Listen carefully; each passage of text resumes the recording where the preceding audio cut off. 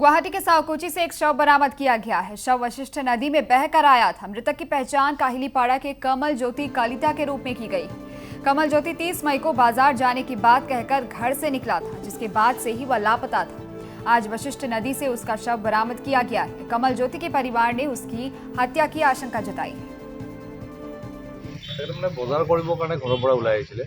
বজাৰ কৰিব ওলাই অহাৰ পিছত তাৰমানে লাষ্ট কলটো দাদাকক কৰিছিল যে মই মাংস নিম নেকি। দাদাই ক'লে যে মাংস আনিব নালাগে, বৰষুণ বতৰ তই সোনকালে ঘৰত গুচি আহ। মানে সেইদিনাখন যিহেতু মানে গোটেই ৰাস্তা পানী হৈ গৈছিলতো, তো সি তেনেকৈ কোৱাৰ পিছত তাৰমানে ফোনটো কাটি দিলে। কাটাৰ পিছত আপোনাৰ ধৰি লওক সি আধা ঘণ্টা 1 ঘণ্টামান ধৰি কিনে সি ঘৰত অহা নাই।